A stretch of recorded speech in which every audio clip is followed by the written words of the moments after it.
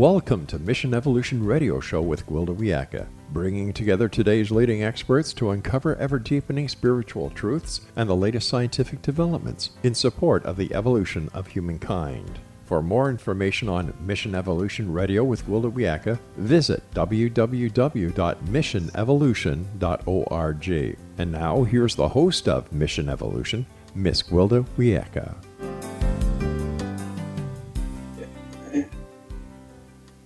Hello, dear friends, and welcome to Mission Evolution Radio Show, where we share innovative thoughts and explore deepening truth in support of the path to unity and enlightenment.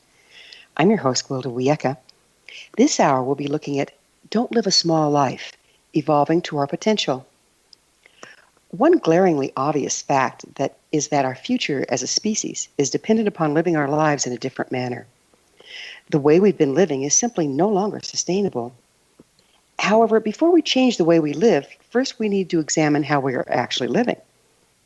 Upon deeper examination, we may find that fear, conditioning, programming, and reaction define our lives rather than spontaneity and inspiration. Our actions and reality are dictated by an obsolete system that's about to take us all out, rather than genuine expression of our true essence as loving, intelligent, creative, and interconnected beings. Where can we find guidance when the old systems increasingly fail us? Where can we find the courage to delve into the shadow of our conditioning to unearth our true essence? How can we access and live our potential? With us to contemplate these questions is Morrighan Lynne, a renowned spiritual medium, psychic empath, clairvoyant, intuitive coach, ordained minister, paranormal investigator, and published author. With a fiery gypsy soul and an eclectic approach to spirituality, she supports the ever-evolving human with compassion, straightforwardness, and loving accountability. Her new book is called The Spirited Human, Proactive Tools for a Reactive World, filled with personal stories and practical spiritual teachings. The Spiritual Human is a handbook for us all, part instruction manual for being human, and part roadmap for navigating the soul. Morrighan Lynne takes you on a journey back to your true self. Her website, morrighanlynne.com. Morrighan, thanks for joining us on Mission Evolution. Hi, Gwilda. Thank you so much for having me. How did you become interested in working in the psychic realm? Honestly, I feel like it was put on me. I didn't really want it at first. I was that quintessential kid that I felt different. I knew something was going on, but I didn't have the resources or the understanding to be able to digest it. And so like many, I chose to shut it down. I just pushed it down inside of me, hoping that it would go away at some point. And it did for a little while, but then later on in my 20s and early 30s, it started to come back on. I tell people it came back online because it didn't have the resistance any longer. So what is natural will find its flow again. And I felt like at that point I was in a little better position to be able to accept it and learn about it and take classes and read books about it. So I embraced it a little bit easier than when I was a kid. So what psychic training do you have? I've been certified through Doreen Virtue's angel therapy practitioner, but honestly, that was the launching pad because where I enjoyed that certification course, I don't necessarily follow it to a T. I feel like when our soul has decided to be this, life has a way of bringing you the things that you need to embrace it. And my guides have done a really great job with training me, and my lack of resistance to that and just being open to learning everything I could from them, I feel like that's how I came to be here. So there's the good, the bad, and the ugly in the spiritual realm, okay? How can you tell the guides that you're working with are reliable sources of information? Well, in the beginning, there's this romanticized version of what angels and guides are. And I think we kind of get doughy-eyed and we just trust. And there's a lot of that, this is so beautiful and divine. But I agree with you. You have to get to a place where you know completely who you're working with. Because I have been tricked in the past. Again, part of the training, because I thought I was talking to one of my guides. And I feel like we have to question everything. honestly. It's not from a place of I don't trust anything, but it's from a place of I'm in charge of my experience. So I have learned to question everything. So in that moment when I was trying, when someone was trying to trick me, I know what my guides sound like. I know how they talk with me. And this particular thing, being, entity, just said something that just didn't land on me correctly. And so I asked him, what how do I know I can trust you? And he said, how do you know you can trust any of us? And I went, nope, you're not my guide. Yeah, I hear you there. Yeah, So it's it's just that, yeah, sorry, it's that space of just being aware and willing to question everything. so do you think everyone's psychic? I do actually. I feel like everyone has their own, I call it their own magic. We all have our own style, our own abilities. That makes it difficult, especially with human nature, because we compare ourselves to others. And if I don't do it the way you do it, then I'm going to immediately make it wrong that I don't do it that way. I feel like if we got to a place where we embraced who we are, but then we played with the other possibilities, we would have an easier time turning on those faculties. So do you think people are becoming increasingly psychic at this particular time? I do. I see this trend of human evolution where we've lived for centuries in a fear-based, survival-based kind of mentality, and I get it. We're organisms and we're trying to survive like everything else. But we also have this beautiful connection to something more. And so I think that in this lifetime, particularly, of course, the last 20, 30 years, I've seen that trend as well.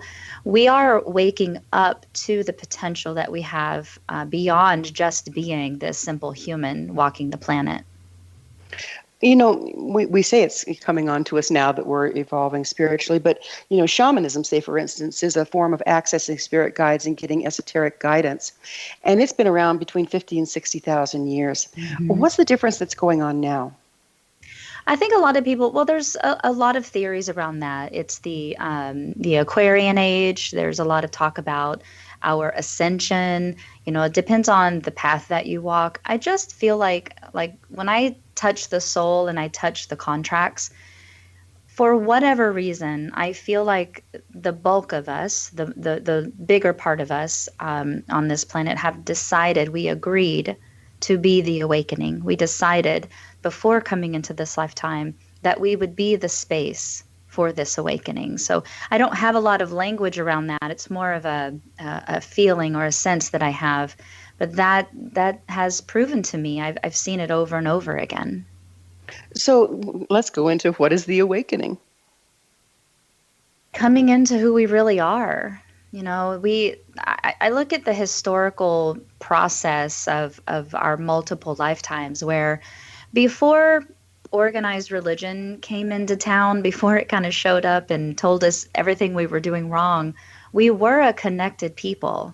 We were communities and tribes that, like you said, the shamanic tribes and the old world connection, we had that innately. But then Constantine and his beautiful movement and all these, organized religions coming into town, we were told, you don't have connection. You have to come to me to get connection. And that's where that link broke temporarily. But the awakening to me is us coming back to it. I don't think that this is a new energy. I feel like we have experienced the lack of connection and we're understanding the contrast and we want to come back to the connection. So you spoke of the Aquarian age. Do you see this as a cyclic process? Big picture, of course. I feel like the human experience is about contrast. We have what we have and we go away and we have the other end of it. And then we decide what we want between the two. So big macrocosm picture, yes, I feel it's cyclic.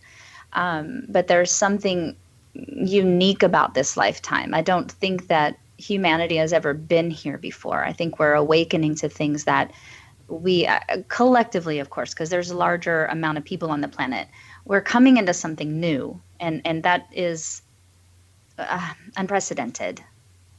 Well, we cycle through the ages and continue cycling. But instead of a circle, are you saying that we're working in a spiral?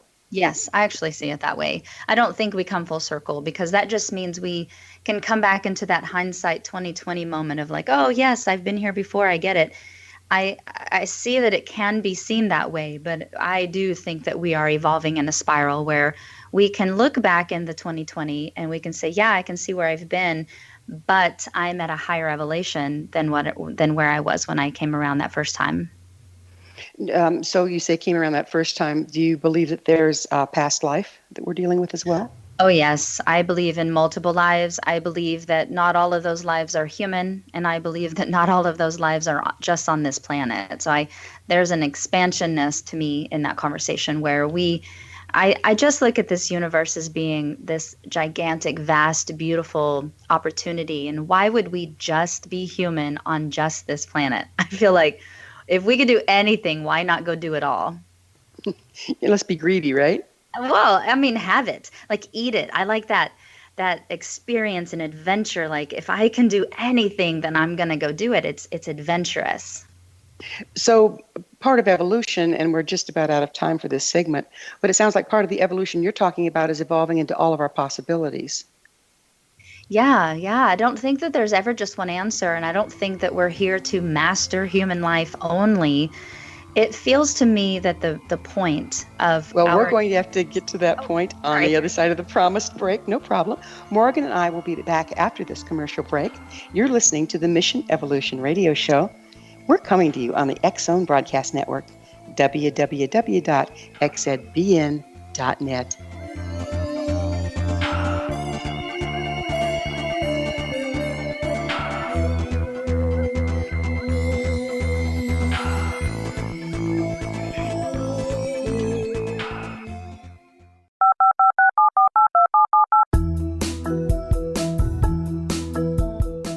Did you know that when you're on the road with limited data or Wi-Fi, you can still listen to the X-Zone Radio Show with Rob McConnell, The Science of Magic with Gwilda Wiyaka, X-1, Dimension X, Space Patrol, and every minute of the X-Zone Broadcast Network by calling 213-401-0080, courtesy of Audio Now.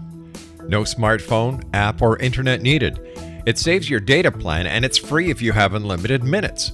Call 213-401-0080 to listen on any phone, anytime, anywhere. Remember 213-401-0080 for the best of the paranormal, parapsychology, and sci-fi radio programming anywhere, 24/7, 365.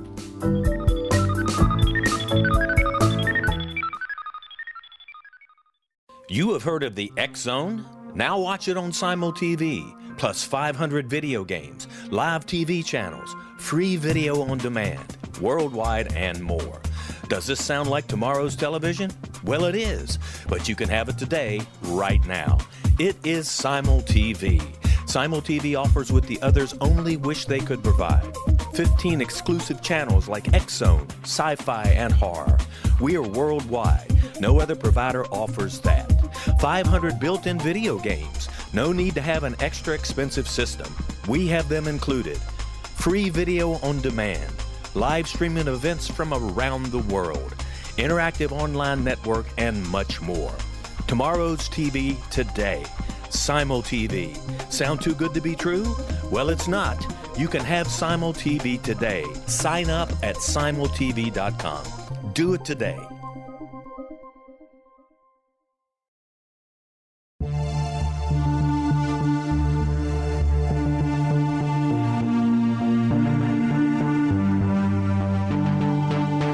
We live in rapidly shifting times of extreme volatility and uncertainty. Such profound change brings a unique opportunity for the evolution of consciousness. I'm Gwilda Wiyaka, host of Mission Evolution Radio Show, a program that explores the latest scientific developments and deepening spiritual truths supporting human evolution. Join me on xzbn.net, where I interview leading experts in science, physics, medicine, spirituality, and more.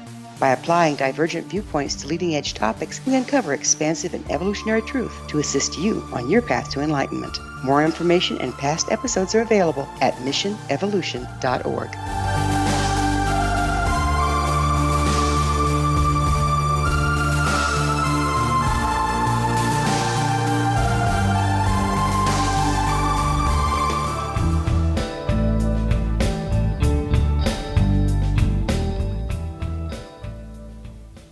Welcome back. This is Mission Evolution Radio, dedicated to unification and evolution of consciousness. Remember, past episodes are available on our website, missionevolution.org. While you're there, check out our blog and join the discussion. I'm your host, Gwilda Wiyaka. Our special guest this hour is Morrighan Lynne. Her website, morrighanlynne.com. Morrighan, we had mentioned before that, for 50 to 60,000 years, shamanism has been on the planet dealing with spirit guides and getting esoteric information. However, for that amount of time, it was the shaman of the tribe doing it rather than just all the community. Granted, we were more interconnected at that time. How do you think it differs now as we're coming into what you call the awakening? I think part of the awakening is for our mind to awaken to the knowing that we too have that connection, that the connection resides within us, and that there isn't one particular tribal leader or religious leader or anything like that where we have to go to them to have that information be delivered. So I feel like the awakening is happening within each person. So you feel like, do you feel like the time for religion is soon to be gone? Personally, yes. I think that its time is expiring, and not because it's wrong necessarily, but that it's incomplete. Incomplete for where we're going, not necessarily where we've been, or incomplete, period? I think it served its purpose at its time, but it is an incomplete teaching, primarily because I believe it is fear-based teaching. It does teach people that if you have a connection to source all on your own, you are probably hearing the voices of demons, or if you are psychic, or if you are intuitive, you're probably being swayed away from God. It just is primarily fear-based teaching, and that isn't where we're going. We're going to more of a love vibration. Isn't that really what it became during the time of dogma when we were in low frequency? Because I know some of the teachings are very profound, and the very teachers got their information from spirit guides. I agree. Yeah, there's beauty in all religions. There's truth in all religions. Unfortunately, I feel like it's when human, the ego, gets a hold of it, and then they make it into what they need it to be to control the masses. That's the breaking point. That's the moment it no longer resonates with that frequency of its pureness. Well, you don't have to look around too long to realize that we're in trouble out there. So that controlling of the masses has about outlived its shelf life as well, don't you think? Yeah, I think that's what a lot of this work that's going on, not only in our country, of course, but in the world, is we're waking up to these control devices, these fear-based patterns. And of course, because we've been controlled for so long, when you suddenly awaken to the fact that you don't need that control, it can cause chaos. And I think that's a lot of what is happening in these movements that are happening in our world, is we're waking up to the knowing that we have been controlled, and that can put a lot of fear in people. One of the major mechanisms of control is that of guilt. And what I find very interesting is if you have to avoid being guilty, you have to avoid taking responsibility. Do you see that as a block to the awakening, and how can we overcome it? I think there's a big difference between responsibility and blame. I see these control groups wanting to put blames, and that's what ignites the guilt within inside. But honestly, there's a responsibility. We each have a responsibility to see our part in the machine, but not to harm ourselves with the guilt and the shame that tends to associate with it. So I like to sway more over to who am I being and what am I getting out of this and what can I do about it, rather than beating myself up for participating in it. One analogy I like to give is, does a child begrudge themselves having crawled when they can pull themselves up and start walking? Mm-hmm. There's always times to crawl. There's times to crawl, Yeah. And I think that it's so important that we don't judge against ourselves, but how can we get beyond that? Well, I mean, just being really honest about it. Like, we don't know everything. And the moment we start slipping into that belief that we should know everything, that's when we start beating ourselves up. If we could just give ourselves a break and get that we are doing what we're doing and we're trying to get this, but we don't have all of the information, and coupled in there, we do have a lot of baggage. We've got a lot of emotional wounds and traumas that we're trying to work through. Give ourselves a little bit of a break and try your best to stay aware of it. But when you quote unquote mess up or make a mistake, get the nutrition out of it. Like, try to learn from that moment as opposed to beat yourself up for not getting it perfectly. That's very well put. Let's go backwards a little bit. A lot of your information comes through spirit guides. What exactly are they? For me, that's a group of it's a big group, and it can be anything and anyone from all across the cosmos. So when I say guidance team, I typically mean my guardian angels and my spirit guide, who are the ones that are with me my entire life. They're with me before I'm even born, and they help me cross over after my body dies. But there can also be an arrangement of other beings in there based on your ancestral lineage. It could be past life family members. It could be elementals, or like you said, like the shamans, or other deity, godheads in their tribal community. It really will depend on the soul and what that soul's trajectory is that will determine who the guides are. And some guides can come and go as needed based on whatever you're going through at that time in your life. So how does one receive messages from spirit guides? It'll depend. Like when we were talking about how everyone is psychic and everyone is intuitive, each person will be able to collect data from their guides based on their abilities. So some people hear messages with their, auditory faculties. Some people see messages, others feel, and others know. And it can be a combination of those ways. So it's up to the person. It's like going to the gym and exercising those muscles. It's up to each person to exercise those faculties, but then be in the receptivity of the messages and how they come to you, because they won't always look the same from person to person. How can we be sure we're receiving reliable guidance rather than just losing it altogether? That's a really good question, because sometimes it does feel like you're a little crazy. I think there's practice in there. I think that when we, yes, get the information and lean into it a little bit and be open to it, and then, like I said before, be willing to question everything, over time you start becoming more and more aware that it is your guides. There's this rapport that begins to build. And you just learn their personalities and the way they talk with you or the way they give you messages. There's a faith, a trust that begins to build, like any relationship, really. I mean, any marriage is like that. You first meet each other, and then you get to know each other, and then you learn each other. And so for me, that's how the relationship is with the guides. Across the ages in all of the texts, it looks like a lot of the spiritual information is presented in metaphor. Has that been your experience? It can be sometimes. My guides are actually a little bit more shock and awe. They're a little bit more like slap me upside the head when I'm not getting it and just being very direct. But it can be metaphoric. It takes a little, like I said, it takes a little finessing to learn your style of guides and how they like to communicate with you. And that's just practice. So it's the practice that makes us confident we're accurately deciphering the information. Mm-hmm. Yeah, I know it's a weird conversation, and it takes time. It also takes just trust of yourself, and like I said, practicing.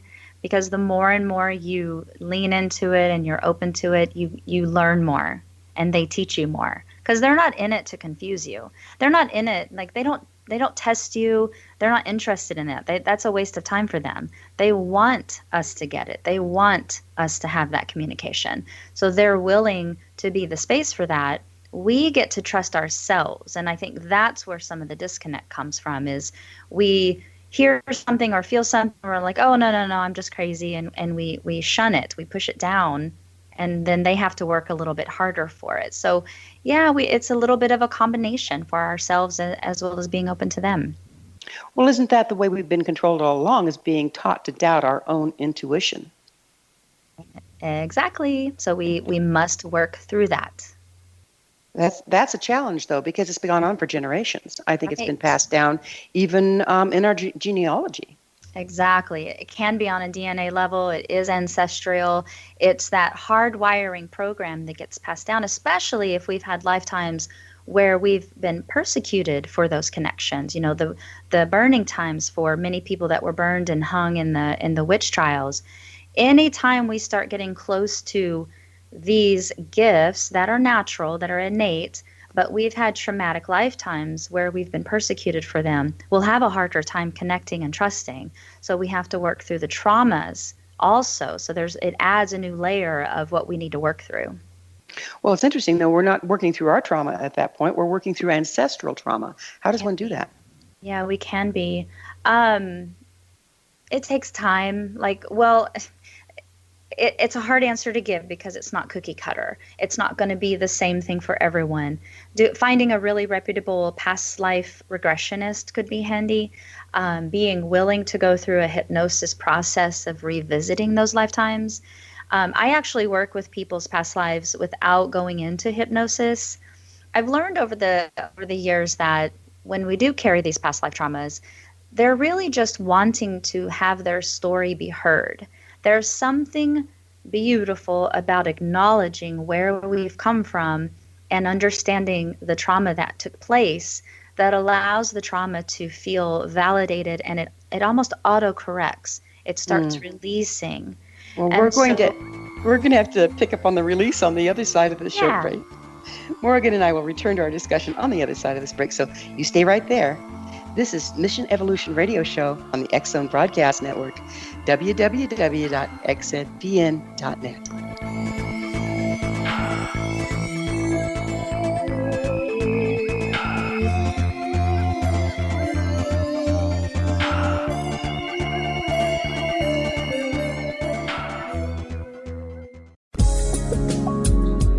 From our broadcast studios in Hamilton, Ontario, Canada, to the world and beyond, you're watching the X Zone Broadcast Network, www.xzbn.net.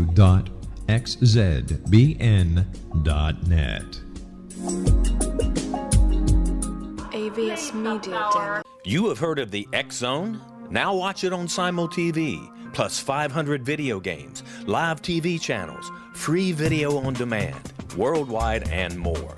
Does this sound like tomorrow's television? Well, it is, but you can have it today, right now. It is Simul TV. Simul TV offers what the others only wish they could provide. 15 exclusive channels like X Zone, sci-fi, and horror. We are worldwide. No other provider offers that. 500 built-in video games. No need to have an extra expensive system. We have them included. Free video on demand. Live streaming events from around the world. Interactive online network, and much more. Tomorrow's TV today. Simul TV. Sound too good to be true? Well, it's not. You can have Simul TV today. Sign up at simultv.com. Do it today.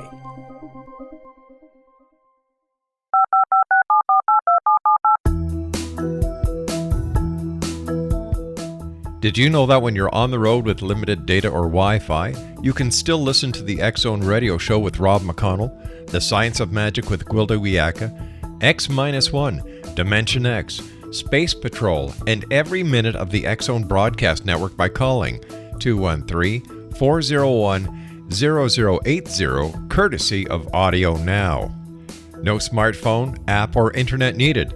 It saves your data plan, and it's free if you have unlimited minutes. Call 213-401-0080 to listen on any phone, anytime, anywhere. Remember 213-401-0080 for the best of the paranormal, parapsychology, and sci-fi radio programming anywhere, 24/7, 365.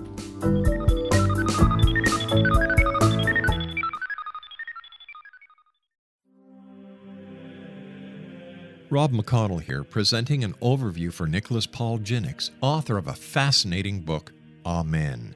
It presents facts revealed by Egyptologists, facts that enable us to understand why Amen is the beginning of creation of God. It provides recommendations for religious leaders of the major religions to unify their beliefs and teach the Word of God. Love one another.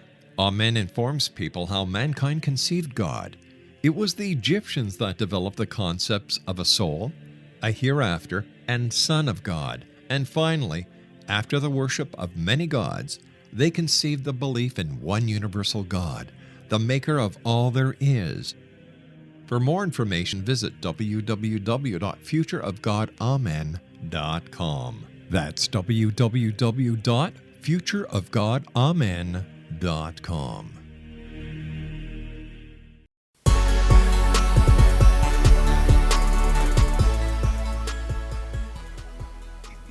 Welcome back. This is Mission Evolution Radio Show, missionevolution.org, bringing the latest tools and information to support the path to enlightenment. I'm your host, Gwilda Wiyaka. We're speaking with Morrighan Lynne. Her website, morrighanlynne.com. Morrighan, we were talking about past life regression to heal the genetic damage that we need to heal in order to reclaim our birthright as sovereign individuals. Do you think that past lives are actually just the memory stored in our DNA of our ancestors? No, I actually believe that we have experienced those lifetimes. There is a memory. Some people call that the Akashic Records. It's the Hall of Records of all of the experiences we've ever had. You can have ancestral memories, but when I'm speaking of past lives, these are specifically my own experiences. So to change gears a little bit, you say we base our decisions on comfort and safety and acceptance. What do you see as alternatives to this? Yeah, when I say that, what I'm meaning is we have been trained to put ourselves last and make sure that everyone in our world is good, because if they are good, then we are good, and that will equate to us having value because they are good. That's not necessarily a bad thing, except when it starts harming us, when we're putting everyone first and us last to a fault. So how to move away from that is first go ahead and just add yourself to the mix. Incorporate your own needs as well as the needs of others. And that starts the process of making sure that you're not exhausting yourself and running yourself in the ground just to make sure everyone else is okay. I see that in some people. Myself, that's one of my major sins. Mm-hmm. But I also see people that are so narcissistic they can't see anyone but themselves. Right. How do you explain that one? For those of us that are caretakers and we make sure that everyone's good, we also must be able to identify those people and move away from them as best as possible. And that'll depend on the relationship, because if it's a family member, it might get a little bit more tricky, but if it's a friend or a coworker, we really need to separate ourselves from those people, because givers will almost always manifest takers. And if we're not careful, they will take everything. And we've got to incorporate some healthy boundaries around that. Isn't that an old feeding mechanism designed in the old system? I'm not sure what you mean by that. Well, you have the givers and the takers. That's pretty polarized. And didn't that come through a time when we didn't recognize we could be self-sustaining and self-actuating? Yeah, and I feel like that's part of the awakening process, where we're starting to see the dynamics a little bit more clearly and allow ourselves the boundaries, allow ourselves the self-care as well as the care of others, and be able to be more in the awareness of that. How can we start to recognize when we're coming from conditioning rather than true expression? Conditioning feels, especially if it's harming you, conditioning, the thought around I just need to be my role and my expectation and my obligation, that will almost always feel heavy in the body. It hurts and it feels arduous and it feels like we have to put a lot of effort, and so it feels heavy. Light feels like when you are in alignment with yourself, and that can mean being the caring of others. But when you're in the alignment, there's a lighter feeling. And for me, it really factors down to those simple two contrasting moments of, is this light or heavy? What if you're not a person that feels it in your body? Is there another way to detect it? If you're more of a mental person, like a thought process person, a mental body person, it will also look like the obsessive thoughts, like where are your thoughts going? If your programming believes that you have to take care of everyone else above yourself, then your thoughts are always going to be around guilt and shame anytime you want to self-care. So you can also catch how you think about these experiences, because there isn't anything wrong with taking care of self unless your programming says that that is a shameful thing. How important is self-care in the Great Awakening here? Extremely. It's extremely important, because how are we to take on these bigger frequencies, these higher vibrational levels, if our physical body is completely emptied because we're giving it away to everyone else? It's extremely important.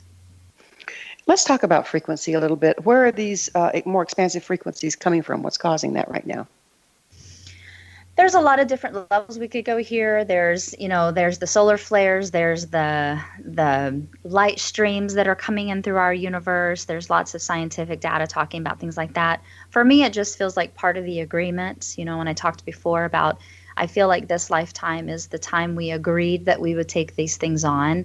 So for me, it comes from source. It comes from the contract that we would be the receiving of these higher frequencies to uplift the whole instead of just the individual.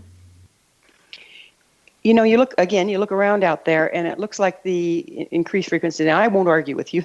Like you say, there's scientific evidence. There's all sorts of evidence that right now we're being bombarded with higher frequency. Mm-hmm. But it's putting an awful lot of pressure on systems and individuals. Can you speak to that a little? Yeah, because I feel like what's happening in our world is we are coming into a mass shadow work moment.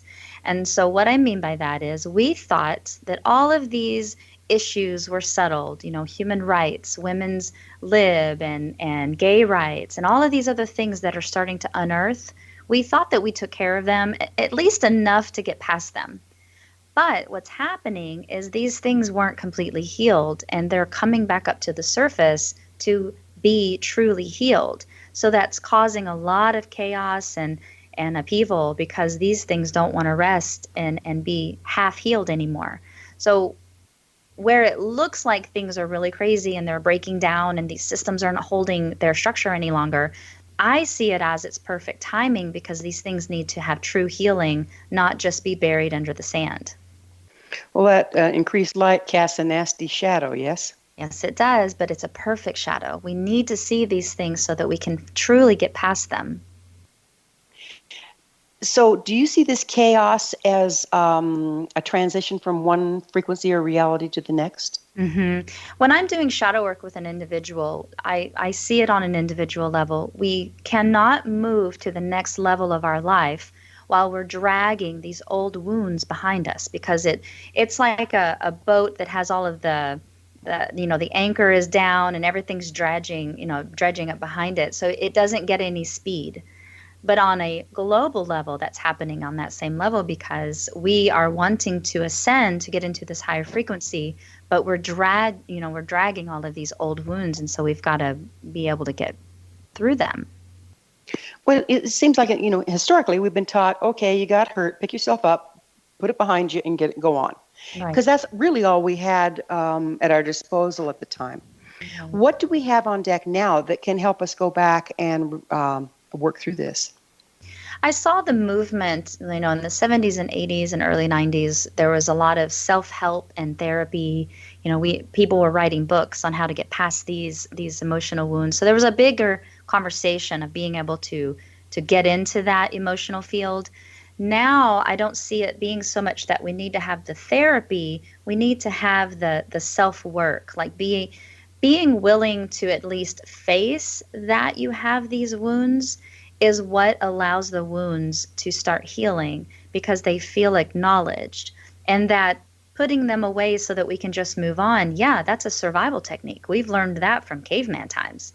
So being able to just cut these things away and move on, that's how we've gotten through.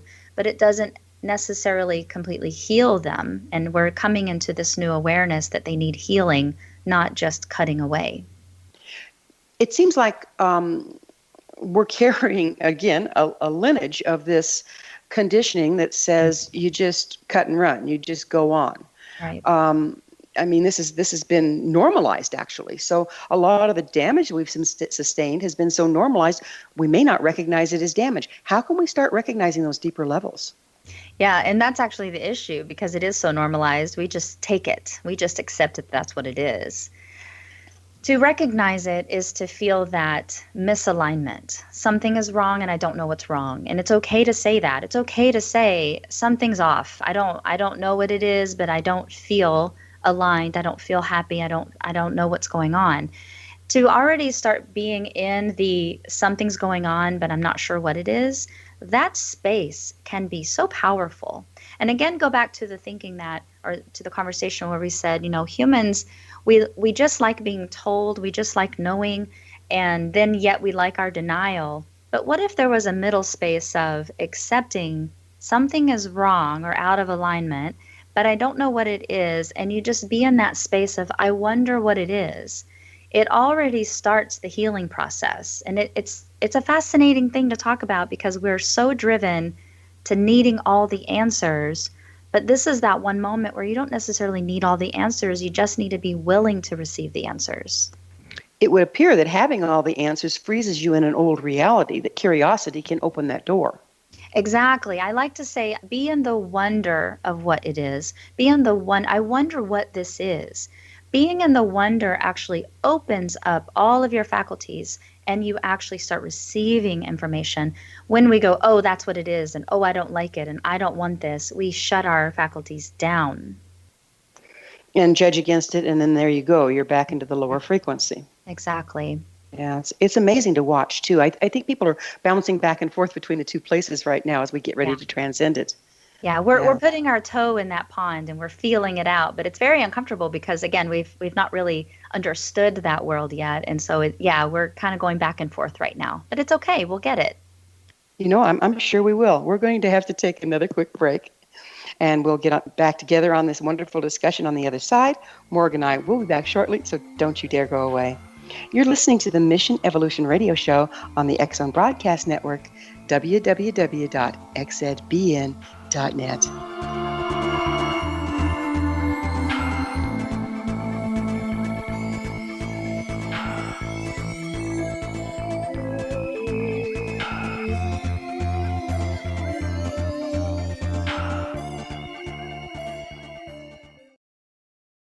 You have heard of the X-Zone? Now watch it on Simul TV, plus 500 video games, live TV channels, free video on demand, worldwide, and more. Does this sound like tomorrow's television? Well, it is, but you can have it today, right now. It is Simul TV. Simul TV offers what the others only wish they could provide. 15 exclusive channels like X-Zone, Sci-Fi, and Horror. We are worldwide. No other provider offers that. 500 built-in video games. No need to have an extra expensive system. We have them included. Free video on demand. Live streaming events from around the world. Interactive online network, and much more. Tomorrow's TV today. Simul TV. Sound too good to be true? Well, it's not. You can have Simul TV today. Sign up at simultv.com. Do it today. The new nonfiction book, Razor of Madness, is similar to cult movies like Clockwork Orange, Dragon's Tattoo, or The Other Side of Hell. Wayne Morrighan Jr. and Thomas Lee Howell will expose widespread and systematic deficiencies in this thought-provoking tell-all novel. Mind control rages among scholars in law schools. Human rights are ignored while thought reform and mental manipulation are accepted practices used as behavior modification. Dr. Louis Jolyon West comes to mind. Media and public scrutiny shows that United States mental hospitals are in fact destructive murder industries. Razor of Madness expose novel details this epidemic through an in-depth professional and personal investigation. For decades, there has been a revolving door policy that still releases killers and pedophiles back into society. The maestro of mind control continues to haunt America to this very day. Razor of Madness is available in paperback or as a downloadable ebook at Amazon.com.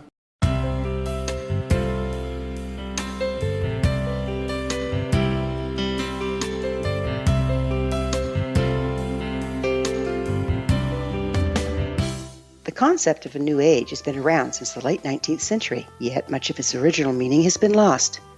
What exactly is the new age? Is it a religion, a collection of obscure esoteric practices? a series of doomsday predictions, or an astrological event? The New Age Chronicles is a unique, complementary publication bringing reason and grounded information to separate fact from fiction. Chock full of valuable information to support you as we make the monumental shift into the new era. You won't want to miss a single innovative issue. The New Age Chronicles newspaper is coming soon to www.newagechronicles.com.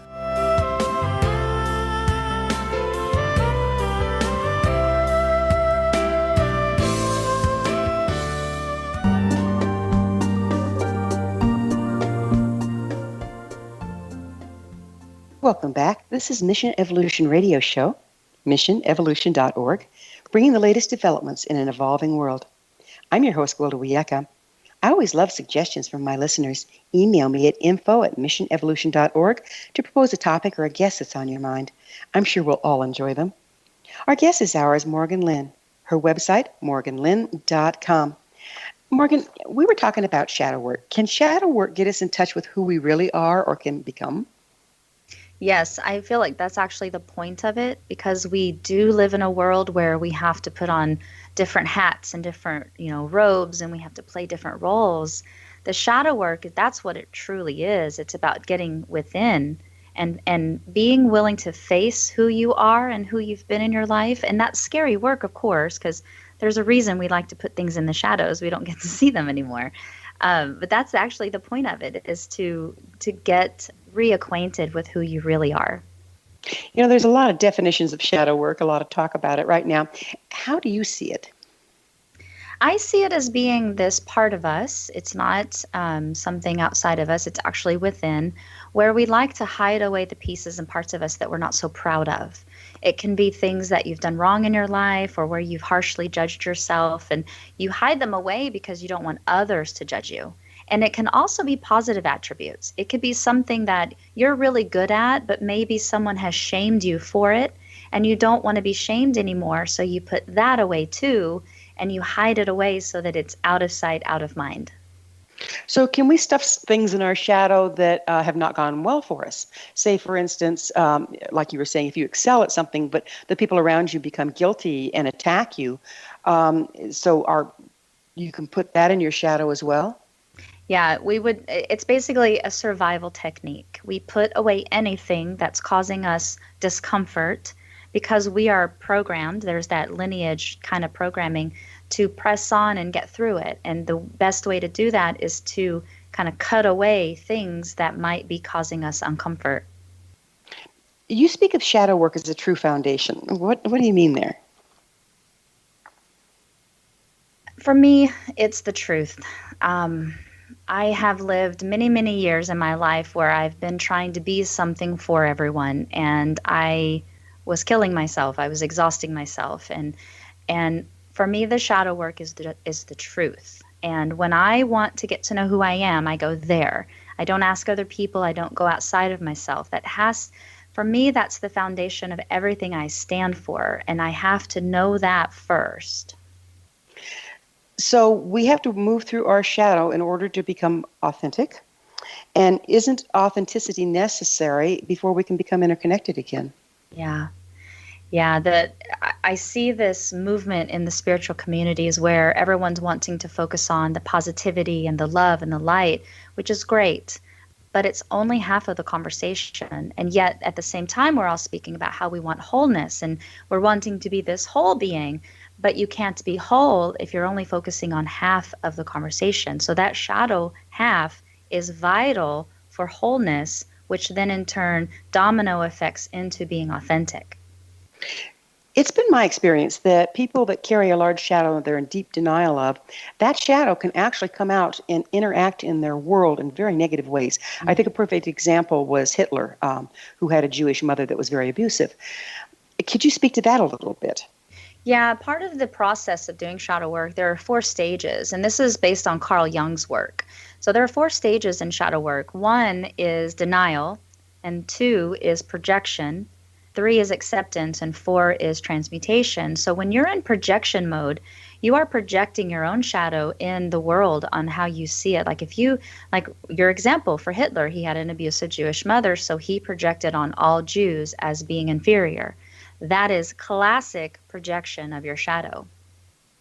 Pretty damaging in that case. Very, very damaging. And that's where the acceptance comes into play. That's where the world between projection and acceptance, the 2 and 3 steps, that's where we've got to be brave enough to face the shadow, because in acceptance, you can then see yourself in the other people, and then there's healing.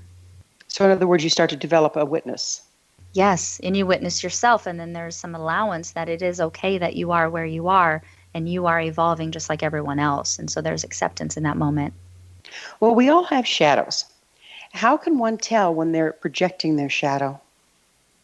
It usually will come out as judgment whenever we're viewing someone doing something and we hate that they're being that way, or we're angry and it's uncalled for. It's usually a reaction that you're overreacting in that moment. That's typically when you're projecting your shadow.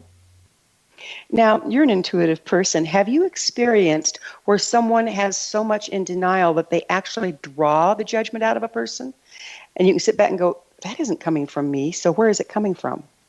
Yeah, whenever I'm getting funky energies from people, the very first thing I do is I look at myself and I go, is that who I am? Am I being that?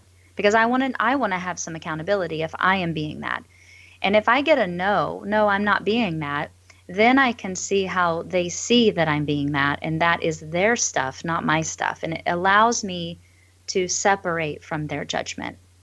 So in other words, they would probably be in the first stage where they're in such denial that they're creating their denials. Mm-hmm.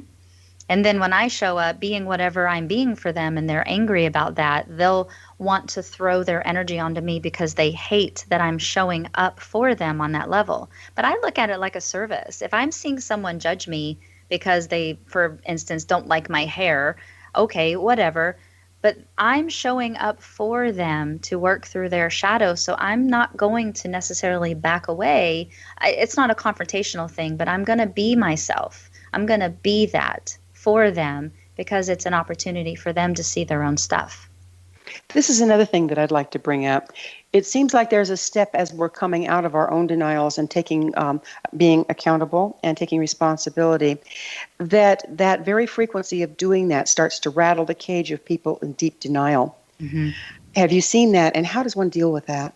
Oh, yeah. When someone, I call it the snow globe, when someone gets shook and they don't want to get shook, they will lash out. They will get angry. They will vilify you. They will try and attack you in whatever means, it's necessary for them.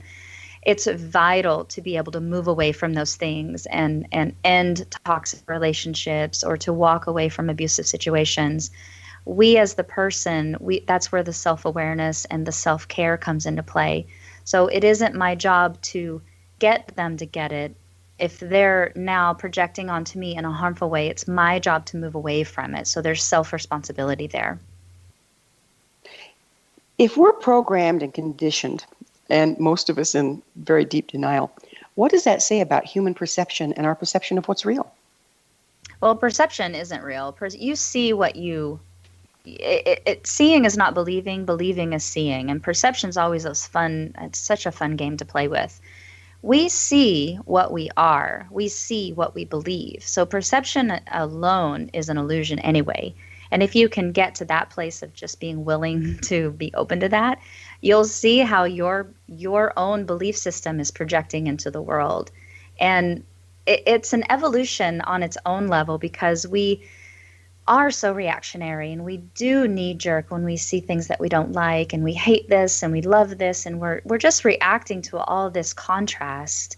But when the person is willing to see that the possibility is this is my perception, it's possibly not real, you have less of a knee-jerk angry reaction to things that you don't like. There's more of an acceptance of, well, that's what that is and I don't like it, but I'm just going to move away from it rather than attack it. Well, it looks like what you're saying is we come out of denial, we're going to disempower the system that controls us. Oh, yeah, that's how they get us, is by being asleep. You speak of stories as a way to communicate truth. Why not just say it outright? What's the need for stories? Well, the stories are more of a comfort for ourselves in a weird way. Whenever something happens to us, we have the experience, but then we make up the interpretation of that experience. And it's for our brain, I think, on one level, to try and fill in the gaps of why that happened. So let's say if something traumatic happens, we might instantly say, well, it's because I'm a bad person. I deserve this. And stories can either uplift or they can break down. And that's the choice. Like, we've got to get better about noticing our stories. But I think it's part of a survival mechanism of being able to understand and move on from it. How can awareness save us from living a small life?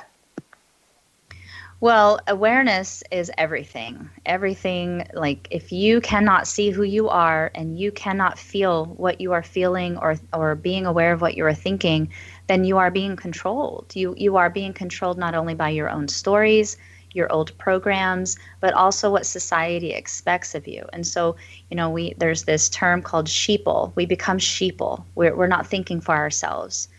Self-awareness is everything. If you are not happy, you are the one that is responsible for making the change, but you've got to be aware of where you are allowing these things in your life and then work towards making another choice to move away from that behavior. Well, no truer words were ever spoken. The buck eventually stops here, doesn't it? It does. Yeah, it does. Well, Morrighan, this has been absolutely wonderful visiting with you, and it's hard to believe, but we are already out of time. Thanks so much for coming on the show. Thank you very much, sweetheart. I really appreciate you. I really appreciate you. Our guest this hour has been spiritual medium, psychic empath, clairvoyant, intuitive coach, ordained minister, paranormal investigator, and author of The Spirited Human, Proactive Tools for a Reactive World, Morrighan Lynne. Her website, morrighanlynne.com. Remember to join our email family to stay abreast of all the exciting new things we have coming up at missionevolution.org. This has been Mission Evolution Radio Show with Gwilda Wiyaka on the X-Zone Broadcast Network, www.xzbn.net. Join us next time as the mission continues to bring information, resources, and support to an evolving world.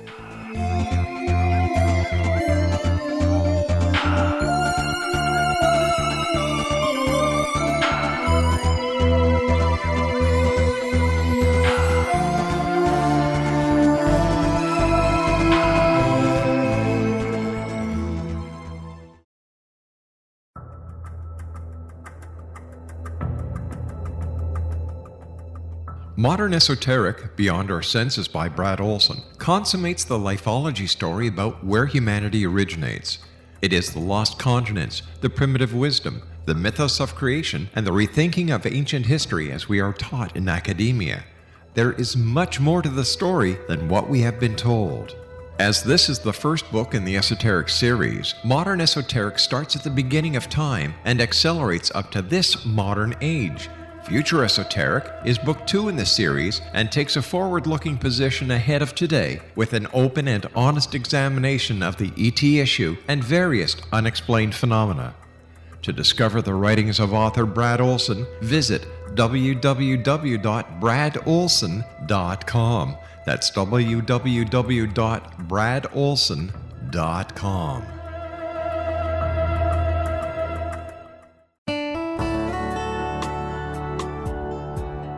Are you or is someone you know struggling with addictions, depression, anxiety, relationships, low self-esteem, lack of confidence, grief, success, and prosperity? Do you know that your subconscious belief plays a big role in the outcome of your hard work? We can help you permanently change the beliefs that may be the reason for your struggles and failures.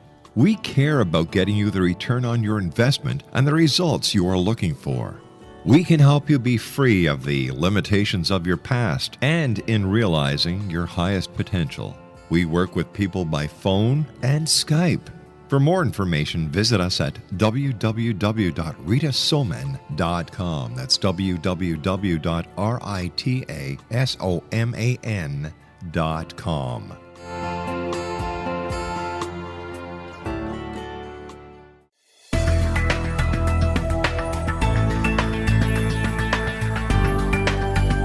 Do you think you have energy problems in your home? Do you feel better when you're away than when you're home?